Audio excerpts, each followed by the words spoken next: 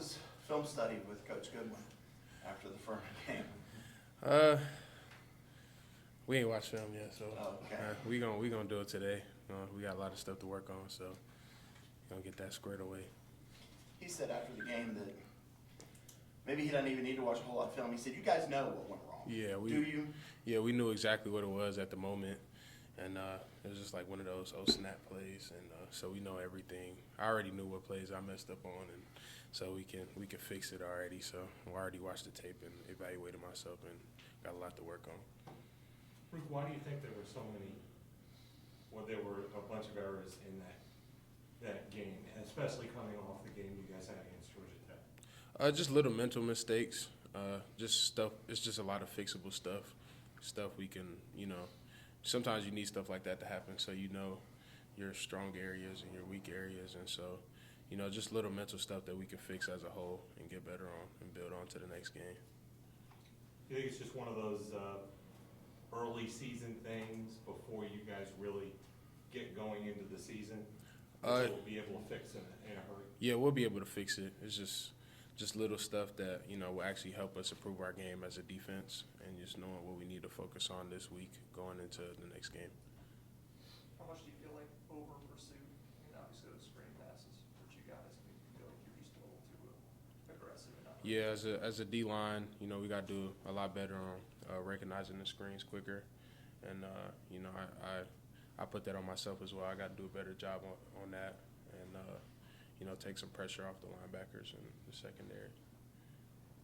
When you say some of the mental mistakes, what are some of the specific examples? Just recognizing screens. You guys saw that, so we just got tighten up and just recognize it quicker, and so we can help our back seven out. As a D line, we got to do better as a whole. How do you recognize the screen? Obviously, if you're just running free, you got to think screen first, but there are other times that somebody forgets to block you. So in your mind, what's the best way to say, oh no, this is a screen, I got to get back? Sometimes when you come free, it happens like that, but when you come too free, you just need to be like, all right, something's wrong. And the quarterback's retreating, and I came too free, and, I got to put my foot in the ground and turn around and try to find a running back and get the ball. Do you think any of that had to do with the fact that you played Monday night and then you play again Saturday? Not really. I mean, we're the strength and conditioning staff do a good job of getting our bodies ready, so we weren't as dinged up, and so it was a quick turnaround, something that we're not used to, but I think it just has to do with just us being a little more prepared and just getting more focused. What do you think you guys did well against? I think we played the run pretty well, and tried to do that. And I think the pursuit to the ball was good. Every time you see the tape, it's at least 7 to 8 guys at the ball, and so I think we pursued the ball really well. Do you know much about Louisiana Tech yet? Yeah, I watched them. I know they're a good opponent. I treat every opponent the same, whether we're playing. It don't matter who we're playing.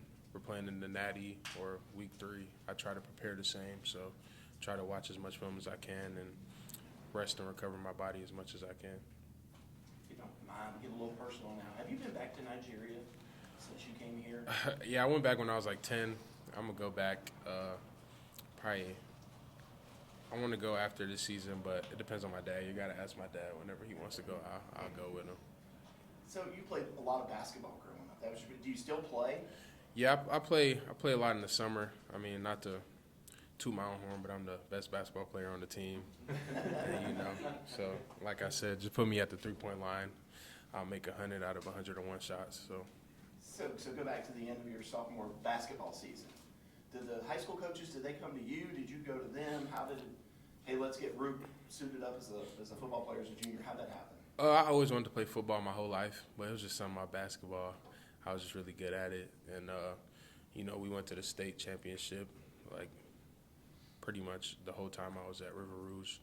And so just after that, I hated sitting down for so long after basketball season. So I just wanted to find something else to do, keep me occupied. And so Corey Parker, my football coach, came up to me like, hey, you want to try out football? We need you to get out there.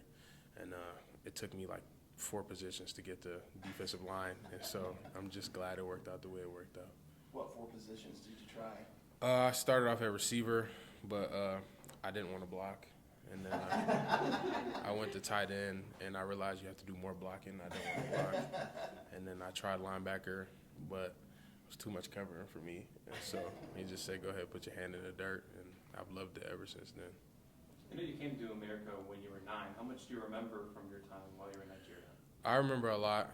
I left Nigeria when I was like 2, moved to England. I was in England with my parents, and then I left England when I was 9.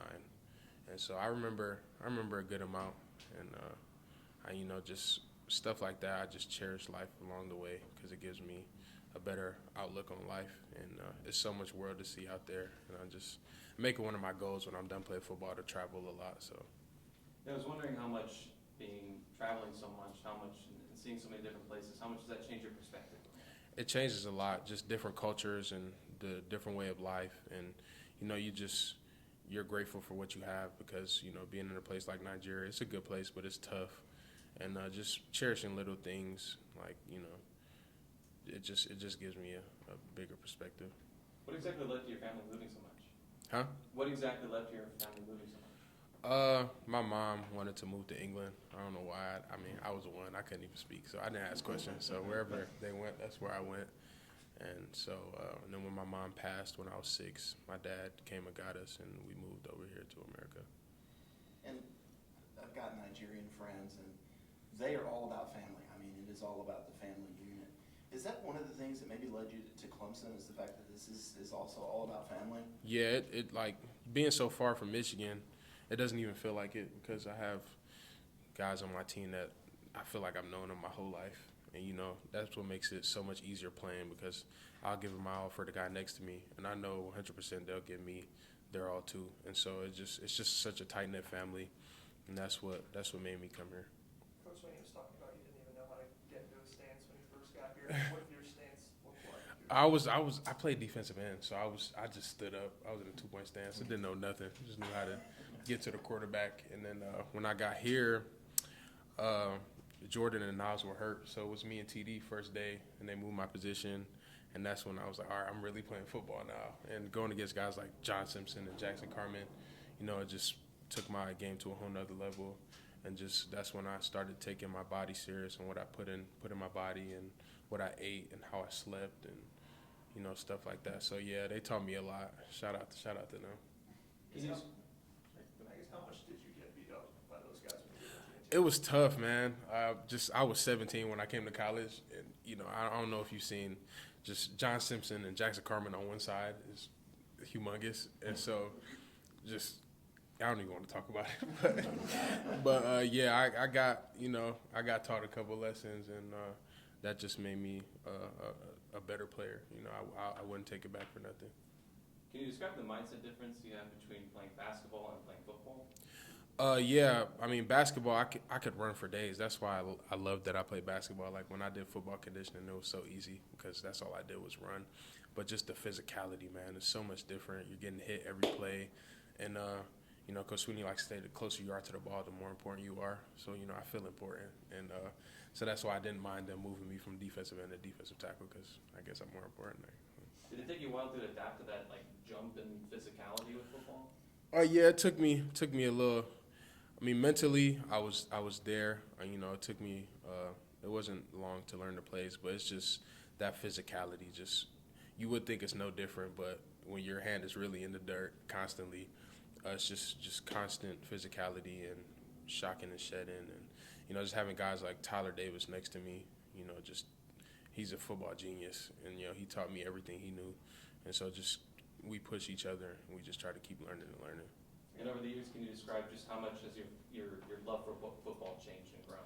It's grown so much. I always would watch it, even in England. I didn't understand it, but I just liked it. And my mom was always scared that I was going to get hurt playing it, but I just told her, I'm good. And so it's grown so much, and especially being in an environment like this, I'm just so passionate about everything that I do. Did you have any basketball offers? Yeah, I had mid-major little interest in offers. What position? Point guard. Really? Yeah. This last year were talking about you just as a guy who was starting to emerge.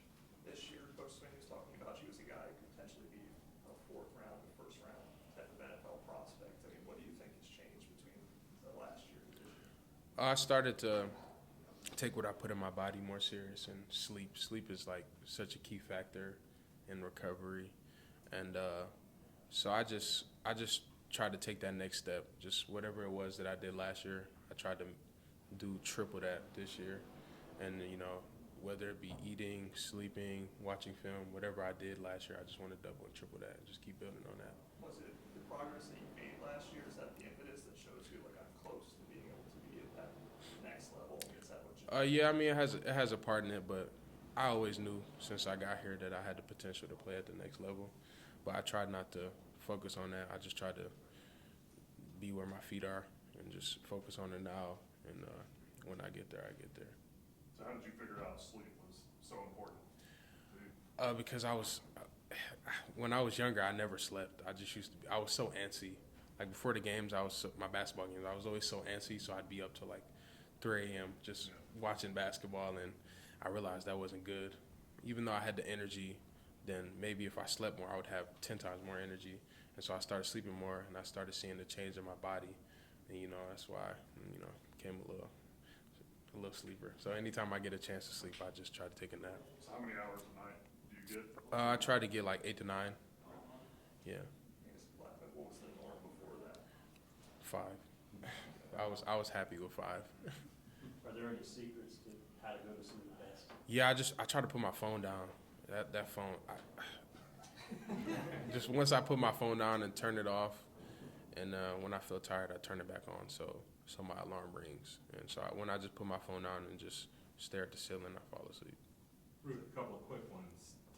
Because of your time in England, did the death of Queen Elizabeth resonate with you and your family a little bit more than maybe some other guys around here? I don't know much about that stuff. I mean, maybe my dad does, but I was there for such a short time, and I was so young, so I was just playing soccer and just living life. As far as basketball, how many guys here who can't believe that you're the best basketball player on the team have called you out and then you've had to shut them down? Yeah, I mean, everybody always wants a shot at the best, so everybody calls me out, and we just recently built a basketball court in there, and so if we have time, we can go in there. But yeah, they called me out a lot in the summer, and I just had to show them that I'm the best basketball player on the team still, and will always be. Is there anybody that's close number 2? Or? Nah, nobody's close to me. Maybe you ought to talk to Coach Brown now. Yeah, I mean, they just put me on that court. I mean, some people compare me to LeBron James, but I don't want to. All right, thanks, LeBron. We've got Jordan McFadden.